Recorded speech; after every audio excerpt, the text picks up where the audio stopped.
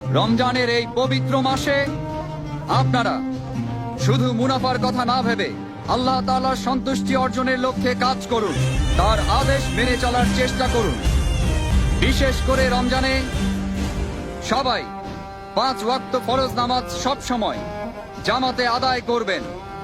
তারাবির সময় সাম্রাজ্যের নিরাপত্তা প্রহরী ছাড়া বাদ বাকি সবাই এশার নামাজ পড়ার পর দোকান খুলে না বসে রমজানের রহমত অর্জন করার জন্য তারাবির নামাজ পড়তে যাবেন।